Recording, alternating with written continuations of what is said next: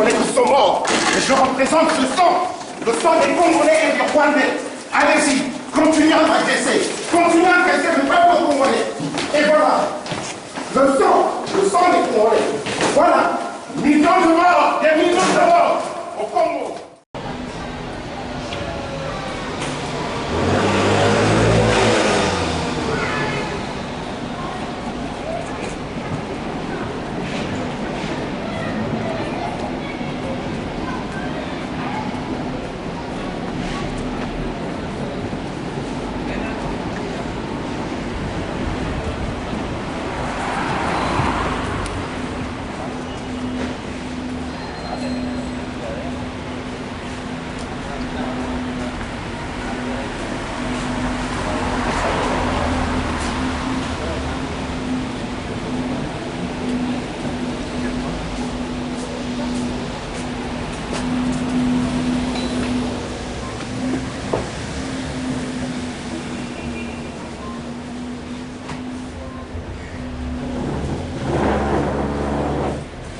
Combien de 14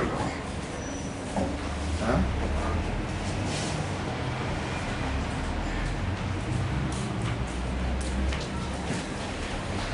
Rolemena, bonjour. Bonjour, monsieur Freddy Moulongo. Comment allez-vous?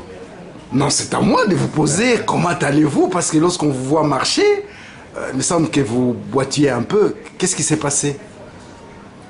Oh, il s'est passé une petite altercation au niveau du Cap avec la sécurité de l'ambassade du Rwanda lors de la venue des ministres rwandais au Cap, où ils étaient venus faire leur conférence de presse en accompagnant leur président, M. Paul Kagame.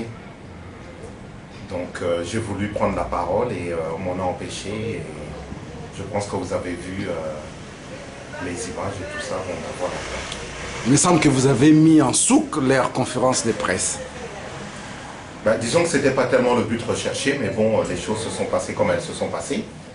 Parce qu'en fait, je voulais prendre la parole et poser une question concernant le sang des Congolais qui avait coulé en République démocratique du Congo, concernant un peu tout ce désastre que nous sommes en train de vivre. Et tous ces points qui n'étaient pas relevés lors de la conférence de presse. Mais malheureusement, la personne qui tenait le micro et qui présentait, qui donnait l'occasion aux journalistes de poser leurs questions, m'a complètement ignoré. Ça fait que j'ai été obligé de prendre la parole un peu par la force, comme ça. Et la réaction des personnes chargées de la sécurité a été celle qu'elle a été. Ils m'ont mis manu militari en dehors de la salle de presse. Arrivé à l'extérieur, je me suis retrouvé face à une autre bande, à une autre équipe de la sécurité qui attendait à l'extérieur, et je me suis retrouvé encerclé d'une dizaine de Rwandais qui me rouaient de coups, et puis bon, ça a été la bagarre générale entre eux et moi. Ils ne m'ont pas loupé effectivement parce qu'ils m'ont marché sur le genou, ils m'ont donné des coups, et puis bon, bah, moi aussi de mon côté je ne me suis pas trop laissé faire non plus, hein, mais bon, voilà quoi. Alors, qu'est-ce qui vous a vraiment énervé au niveau de la conférence de presse pour que vous puissiez prendre la parole? Non seulement prendre la parole, mais il me semble que vous avez fait un geste qui les a presque désarçonnés. Vous avez enlevé votre veste. Bah, disons que dans un premier temps, j'étais vraiment venu, j'avais réussi à m'infiltrer dans cette salle de conférence, parce qu'effectivement, je m'étais rendu compte que la police était en train d'évacuer tous les Congolais. Et alors, lorsque je me suis rendu compte de cela, je suis resté planqué, je me suis mis en planque. Et en fin de compte, bon, je garderai pour moi les aides que j'ai eues, parce que j'ai eu quelques aides extérieures, mais bon, en tant que combattant, je ne peux pas non plus dévoiler tout cela. Et donc je suis arrivé à m'infiltrer, et puis je voulais dans un premier temps écouter un peu tout ce qui allait se dire, pour avoir un aperçu de leur façon de voir les choses. Et au fur et à mesure qu'ils s'exprimaient, je me suis rendu compte qu'il y avait beaucoup de mensonges, beaucoup de caressage dans le sens du poil, beaucoup de faux semblants, beaucoup d'hypocrisie. Et dans tout cela, c'est un peu toute cette ambiance qui m'a énervé. Bon, c'est vrai que il y a beaucoup de choses que je savais déjà, mais c'est le fait de voir cela comme ça en face, de le vivre intensément, toute tous ces mensonges sur le Congo, sur la situation des Grands Lacs. Et ce qui m'a vraiment dégoûté, c'est le fait qu'on n'ait pas parlé du tout des victimes congolaises. Hein, le sang des millions de Congolais, martyrs innocents qui a coulé. Et cela a été passé aux oubliettes et c'est surtout ça qui m'a révolté et qui a fait que je me lève. Et lorsque je me suis levé, j'avais déjà le t-shirt sur moi avec des taches rouges qui symbolisent le sang des Congolais, des victimes congolaises, des femmes violées, des enfants violés, des hommes violés, des pères de famille qui ont subi des actes barbares. Et je pensais à eux et donc je n'ai pas pu résister, je me suis mis debout et j'ai attiré leur attention sur cela. Et c'est vrai que le fait qu'ils considéraient un peu comme ça le génocide rwandais, dont ils sont les déclencheurs, qu'ils s'en servent comme d'un fonds de commerce, ça m'a révolté et ça m'a profondément dégoûté. Il me semble que le fait que les ministres de l'économie aient dit que les Rwandais ne vivent pas du coltan congolais, oui, tout ça, et c'est ça qui vous a agacé. Voilà, tout le monde sait très bien que les richesses minières au Rwanda sont d'une quantité si ridicule que c'est même pas intéressant de les exploiter. Hein, les rapports des personnes qui sont vraiment qui maîtrisent ce domaine de ce côté-là sont clairs, nets et précis. Donc il est clair que l'argent du Rwanda, qui est pratiquement inexistant, ne peut pas à lui seul permettre aux politiciens rwandais de réaliser les prouesses qu'ils sont en train de réaliser au Rwanda.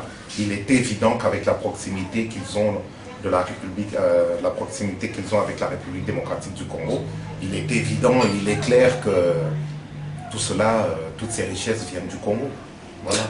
Rolin Mena, tu es père de famille, chef d'entreprise, tu es un grand acteur politique congolais au niveau de la diaspora, disons plutôt au niveau des Congolais de l'étranger. Mais en prenant cette décision à toi tout seul de te battre avec 6 ministres, avec l'air Barbouze qui était présent, est-ce qu'à un certain moment tu as pensé à ton épouse, à tes enfants, à ton entreprise, à toutes tes activités? Oui, je ne cache pas que lorsque j'étais dans la salle et lorsque j'ai vu que j'étais entouré de Rwandais, j'ai pris peur, hein, j'ai vraiment eu peur. Je me suis dit, bah, ici il peut m'arriver tout et n'importe quoi. Mais ma pensée a été surtout, non pas à ma famille, à mes enfants, à ma femme, que je salue et que j'embrasse très fort d'ailleurs, mais surtout ma pensée a été vers les victimes congolaises. Lorsque je me suis retrouvé dans la salle, j'ai oublié ma peur en pensant à ces victimes congolaises, à ces millions de morts, à ces milliers d'enfants, à toutes ces femmes violées qui ont subi des actes barbares, à tous ces pères de famille qui ont assisté impuissants à la destruction de leur propre famille. J'ai pensé à toutes ces personnes, j'ai pris mon courage à 2 mains. Et c'est vrai que par la suite, lorsque je me suis retrouvé face à tous ces Rwandais qui étaient en train de me rouer de coups, contre lesquels je me battais, mais bon, ils avaient l'avantage du nombre. J'ai pensé à toutes ces victimes, fortement, et tout particulièrement à notre frère Armand Tungulu, que je connaissais particulièrement bien. J'ai pensé à tous ceux qui se battent, j'ai pensé aux combattants, aux résistants, j'ai pensé à tous les leaders politiques qui se battent pour le Congo, et je me suis dit que là, ben voilà, j'avais une occasion de faire entendre la voix du peuple congolais dans son ensemble, et de faire du moins d'empêcher que les choses se passent comme ça, soient bien lisses pour les ministres rwandais qui étaient là dans leurs mensonges, dans leur opération de séduction et dans leur caressage dans le sens du poil des autorités françaises, du président de la République français, M. Nicolas Sarkozy. Et donc j'ai pensé un peu à tout ça et je me suis dit non, ils ne peuvent pas s'en sortir comme ça, il faut faire quelque chose. Et à ce moment-là, je n'ai pas pensé à ma petite personne, j'ai vraiment pensé à tout cet environnement malsain et c'est ça qui m'a fait réagir. Et quelle est ton analyse avec cette visite de Paul Kagame à Paris? Il me semble que ça soit une visite controversée, tendue. même au-delà. Il me semble que c'est une visite assez poisseuse à la France. Paul Kagame n'a pas apporté grand-chose lors de sa visite ici. Ben, Paul Kagame n'a rien apporté du tout. Hein, il n'apporte rien du tout. Il se sert du génocide rwandais dont il a été le déclencheur comme d'un fonds de commerce pour acculer la communauté internationale, pour acculer les grands pays démocratiques et pour leur faire comprendre, bon ben voilà, pour leur faire croire que vu leur inaction, c'est pour cela qu'il y a eu tous ces millions, tous ces milliers de morts rwandais. Mais il oublie tout simplement de dire qu'il a sacrifié lui-même ses propres frères Tutsis pour pouvoir bénéficier, pour pouvoir bénéficier de retombées de ce génocide afin qu'il puisse accéder au pouvoir. Mais bon, maintenant la vérité, elle est connue de tout le monde. Hein, c'est ce qu'il faudrait faire comprendre à ce monsieur, que la vérité, elle est connue de tout le monde, des Africains, des Occidentaux, des hommes épris de paix et de justice, de monsieur Nicolas Sarkozy, des grands décideurs de ce monde, aussi bien politiques que militaires que financiers, et que cette affaire du génocide ne va pas lui profiter bien longtemps. Parce que le mensonge, comme on dit chez nous, vient toujours par l'ascenseur, mais la vérité vient par les escaliers et finit par dominer. C'est ce qui est en train de se passer maintenant. Monsieur Paul Kagame n'a rien apporté du tout. Il essaie de se refaire une santé à ce niveau-là. Je pense qu'il se rend compte que ses soutiens anglo-saxons sont en train de s'effriter sérieusement. Et c'est pour ça qu'il essaye de revenir vers la France. Mais je crois que c'est trop tard. Hein. Tout cela, les gens se rendent bien compte. Les politiciens se rendent bien compte, le peuple français se rend compte, le peuple congolais se rend compte que de tout cela ne sortira rien de bon, à part l'avènement de la vérité, l'avènement de la justice, et à part la paix dans la région des Grands Lacs. Mais la paix ne peut pas se faire avec ces hommes politiques-là, ni ceux qui sont au Rwanda, ni ceux qui sont au Congo. Il faut vraiment une nouvelle classe politique, et moi je conseille, j'invite la nouvelle classe politique, la nouvelle élite politique, à se prendre en charge, à se prendre en main, pour que nous puissions tous ensemble construire des belles choses dans la région des Grands Lacs. Je tiens à préciser une chose. Nous autres Congolais, nous ne sommes pas contre les Rwandais. Le peuple rwandais est un peuple frère avec lequel nous devons absolument collaborer, avoir un partenariat sincère, pacifié, honnête, gagnant-gagnant. Mais nous, ce que nous rejetons du plus fort, du plus profond du cœur, de toute notre énergie, de toute notre force, c'est cette politique qui est mise en place par les politiciens rwandais actuels et par les politiciens congolais actuels. Ça, nous n'en voulons pas. Nous voulons vraiment mettre notre science, notre savoir, nos connaissances au service du plus grand nombre et non pas au service de quelques individus, d'une clan ou d'une bande. Ça, nous ne voulons pas de cela et je pense que notre lutte va aussi dans ce sens-là. Paul Kagame, sur les perrons de l'Élysée, s'est exprimé en anglais, mais tout ce qu'il a dit, il faut regarder l'avenir, oublier le passé et voir comment est-ce que l'avenir peut se faire sans tenir compte de ce qui s'est passé. Alors, quelle analyse tu fais par rapport à ça? Je suis tout à fait d'accord avec lui. Je suis tout à fait d'accord avec lui. Il faut regarder vers l'avenir, oublier le passé. Mais seulement, nous allons regarder vers l'avenir, nous allons oublier le passé, mais pas avec M. Paul Kagame. Et pas non plus avec toutes ces personnes qui ont fait couler tout ce sang et qui n'ont pas fait leur mea culpa, qui continuent à profiter de la situation pour rester au pouvoir. Tout cet esprit malsain, nous le rejetons.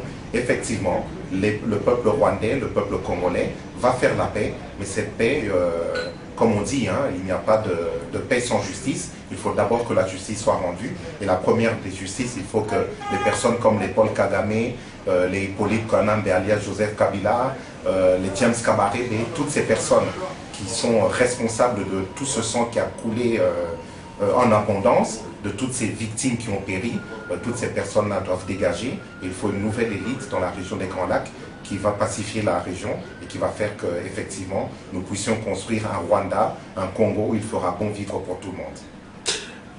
Rollin Mena, tu as été agressé et lors de cette agression, on a senti quand même que la communauté congolaise, ici à Paris, on a vu des résistants, des patriotes, des combattants venir à ton chevet, là où tu étais à l'hôpital Georges Pompidou. Qu'est-ce que ça t'a fait de voir tous ces gens qui sont venus de Bruxelles, de la Hollande, de Paris, vouloir s'enquérir sur ta santé? Ça m'a fait vraiment chaud au cœur, je les remercie. Je profite de l'occasion qui m'est ici donnée pour les remercier fraternellement et patriotiquement. C'est vrai que lorsque j'étais à l'hôpital, j'ai vu tous les combattants qui sont venus, de France, de Belgique, d'Allemagne. Ils étaient au moins une centaine à l'hôpital Georges Pompidou. Ils sont venus s'enquérir de la situation parce qu'on leur avait dit que j'avais été mortellement touché. Et je les ai rassurés. J'en profite aussi pour remercier la police française.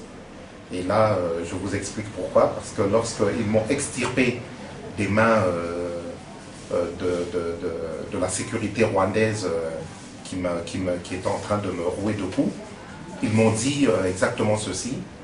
Monsieur Mena, nous vous emmenons, nous vous sécurisons par la même occasion. Nous vous sécurisons, nous nous soucions de votre santé. C'est eux, c'est la police française, hein, les CRS qui ont appelé les pompiers, car ils avaient vu que j'étais vraiment mal. Ils ont appelé les pompiers sont venus, m'ont prodigué les premiers soins, et vu qu'ils avaient remarqué que ma tension était montée jusqu'à 18, et que j'avais très mal au genou et que je me plaignais des coups reçus au corps, ils ont préféré m'emmener à l'hôpital pour faire des examens approfondis. Lorsque je suis arrivé à l'hôpital Georges Pompidou, j'ai été pris en charge par les urgentistes. Je trouve que, vu le nombre qu'il y avait aux urgences, vu le travail que les urgentistes avaient déjà, j'ai été rapidement pris en charge. Et vous savez quoi, à ce moment, j'ai pensé très très très fort à Armand Tungulu. Parce que lui aussi, il avait été arrêté par la police congolaise, mais il n'a pas eu la chance que j'ai eue. Cette police l'a emmené dans ses geôles, et là, ils l'ont torturé, ils l'ont massacré, ils l'ont assassiné. Et moi, à ce moment-là, j'ai beaucoup pensé à Armand, et je me suis dit que je n'avais pas le droit de me plaindre. J'en profite aussi pour remercier, bien entendu, tous les combattants, je l'ai déjà dit, pour vous remercier vous aussi, Freddy Moulongo, parce que vous m'avez appelé à maintes reprises pour avoir de mes nouvelles. Je remercie tous les compatriotes qui sont venus me voir, je remercie les membres de la Pareco, et je remercie aussi le président Honoré Mbanda, qui m'appelait pratiquement toutes les demi-heures pour savoir comment j'allais, comment évoluait la situation, comment évoluait ma prise en charge, et je sais qu'il s'est fait beaucoup de soucis. Et franchement, tout cela m'a fait vraiment chaud au cœur. J'ai senti que, voilà, toutes les personnes s'étaient senties concernées par ce geste que j'avais réalisé, par cette action au Cap. Et je tiens à leur dire que je n'ai aucune gloire par rapport à cela. Je pense que tous les Congolais, tous les combattants, tous les patriotes, tous les résistants qui se seraient retrouvés dans ma situation auraient fait de même. Je n'en retire aucune gloire. Tout ce que je leur dis, c'est yes we can. Si nous enlevons la peur, si nous enlevons la crainte qui nous anime quelquefois, parce que moi aussi j'ai eu peur à ce moment très précis, ben nous serons capables de faire beaucoup de choses. Enlevons la peur, allons de l'avant, parce que le combat que nous menons est un combat noble.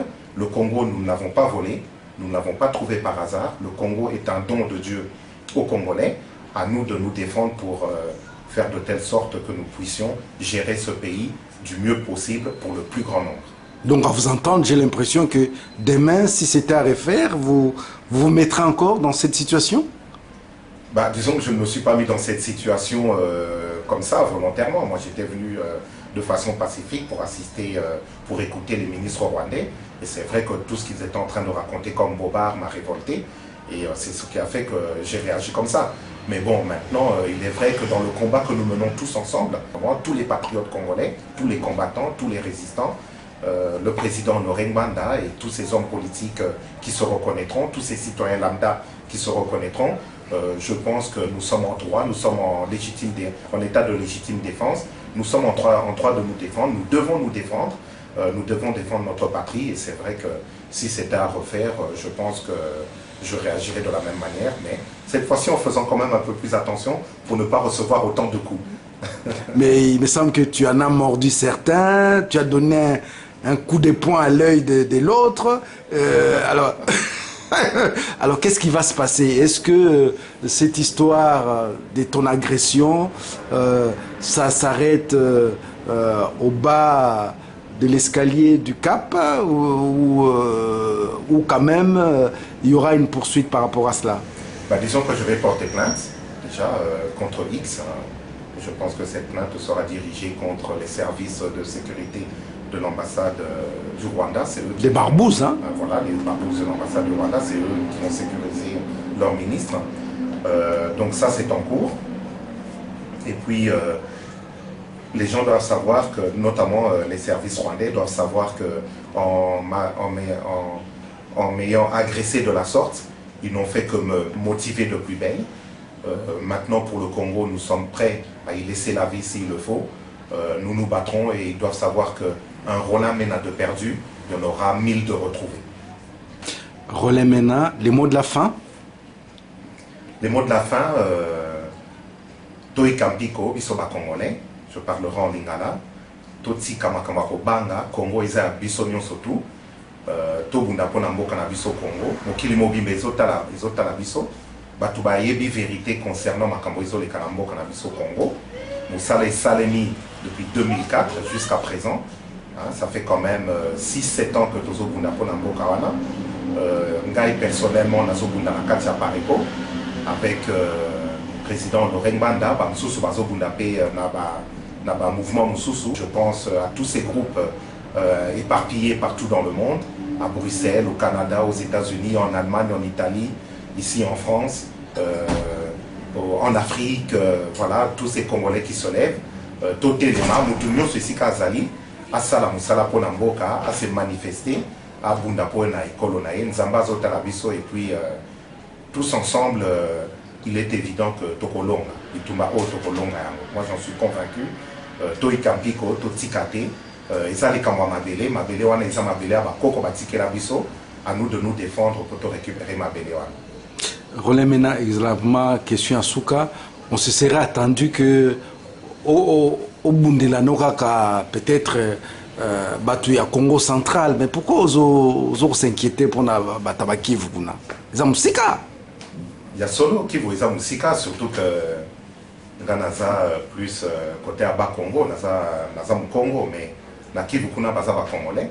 Alors, Tozo Bundapona Ekolo. Ekolo, ça veut dire tout le Congo. Tozo Bundapona Ekolo en particulier, et puis en général, Tozo Bundapona région Mobimba. Rwandais, Bazaba Ndekonabiso. Et là, Tozo Lingate, Zaba politicien rwandais, au Bazo Sala, politique Wanakuna na Rwanda. Il faut que tu na Rwanda des dictature. Rwandais, pe Baromoko Bazana 3 pour le Batekuna. Sauf que Balobi, Bango, pe Baroboma Bango.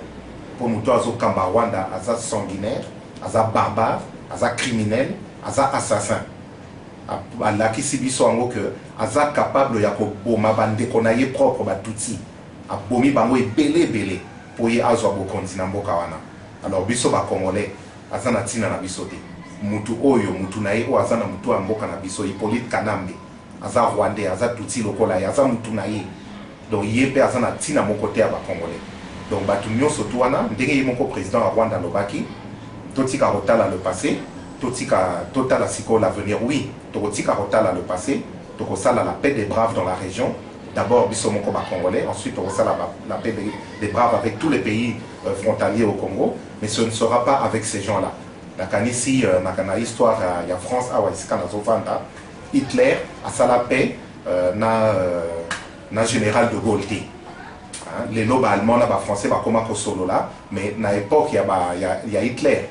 Les solo ane kokai kozalate. Donc le général de Gaulle a bondi pour Namboka nae, a bengani banguna bakei, siko génération à venir bango de basalipe. Na Congo pe kozalande ngwana, na Rwanda to kosala pe na bande kona biso ba Rwandais, mais na bato bazo kamba mboka ya Rwanda lelote, et puis na bato pe bazo kamba mboka na biso Congo te. Et puis na robenga ba collabo nyonso tout, ba Congolais nyonso tout, basala keba. Basala keba, ba considérer makambo te bazo ngo jeter. Toza na détermination moko ya makasi biso ana diaspora to yebi ke bande kona biso kuna na Congo et l'iki na bango isakaka biso bandeko na bango awa na diaspora. Na diaspora toza déterminé makambo tokotika ya mote. Eza kati na biso ndenge makile ezala na kati ya nzoto ya mutu. Soki totiki yango c'est que makile esili biso na nzoto. Ça veut dire que eza liwa. Donc ba considérer makambo yo avec beaucoup de sérieux, ba rejoindre le bon côté de l'histoire. Ba liaki na butuana, ba lié ba tekimboka. Il est temps de faire demi-tour, il est temps de revenir à de meilleurs sentiments parce que le Congo nous appartient à tous, effectivement. Mais ceux qui vont tarder, ceux qui vont zélitimes pour le récupérer Mboka, on est trop tard, ils auront des comptes à rendre et des comptes très sérieux à rendre. On a zolo beza menacé. Pour biso to menace akabatute, to bomakabatute, bomoni. Mais ils ont détermination, conviction au tozanango. Et puis biso baïbake, makamunga na zolo ba combattant et belé bazo partager vision au.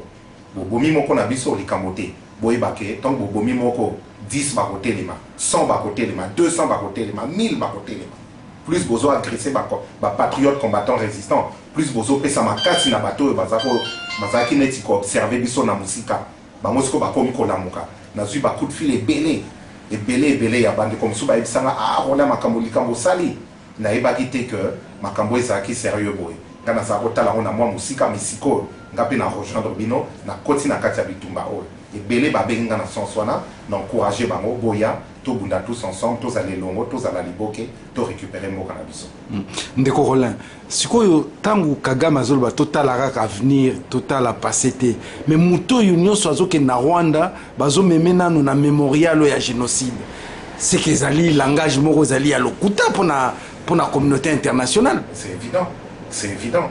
Kagame Azawana a dit bien que ceux qui ont tiki les Cambodges à génocide pour n'aller ici. A dit que ceux qui va congolais va récupérer Mokanabango pour n'aller ici. Mais ndenge balobaka, ce que tu crains le plus, c'est ce qui va t'arriver. Vérité, et il y a comme malembe. Alinga te, vérité zoya. Ba te belé ba komoye ba vérité na makambo elekaki kuna na Rwanda. Concernant le génocide, la vérité est zoyebana. Et je tiens à dire encore une chose concernant les autorités françaises. Je félicite vraiment le ministre des Affaires étrangères français, M. Alain Juppé, Monsieur le ministre Alain Juppé, parce qu'il a préféré voyager plutôt que de serrer la main du diable. Moi, je le félicite franchement et je l'encourage à avoir toujours cette posture pour l'avènement de la vérité et pour la justice dans la région des Grands Lacs en général et tout particulièrement en République démocratique du Congo. Au moins que Bisson à niveau à Pareco, au tribunal pénal international pour le Congo. Dans le Sénat, surtout, au Nyon Saïbi Kazamwa Namboka Congo, a appuyé des marches pour justice et ça les mana Congo, pour paix et ça les mana Congo, dans la région à Grand Lac, et puis pour Nzambé avant la peine de la Kitia Bokondinae, dans la région à Nyon surtout, parce que pour le moment, je crois que c'est le règne du diable.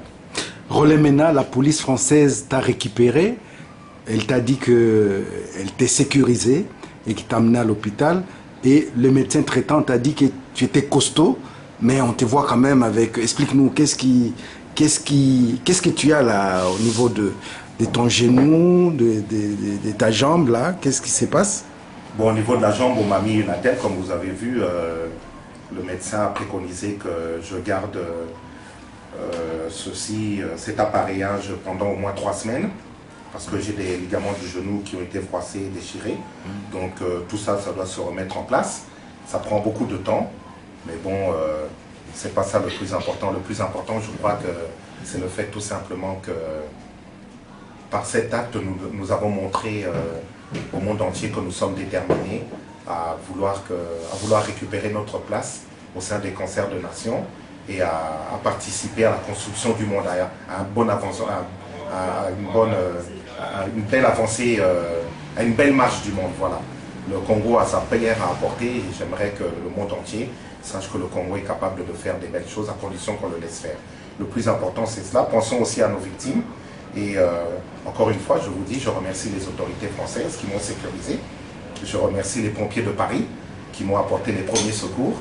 Et je remercie bien entendu le médecin qui m'a pris en charge à l'hôpital Georges Pompidou. J'ai eu affaire à des infirmières charmantes qui m'ont dit d'ailleurs qu'elles allaient venir manger au restaurant. J'ai eu affaire à une équipe médicale qui a été très patiente malgré la charge énorme de travail qu'elles avaient. Et je pense que ceci doit être un exemple pour nous. Demain au Congo, il faudrait aussi, parce que je dis encore une chose, on m'a d'abord secouru et je n'ai rien payé du tout. Demain au Congo, ça doit être la même chose. Lorsque des personnes viendront pour se faire secourir, je pense notamment aux hôpitaux, il faudra d'abord prendre en charge la population et voir les frais par la suite.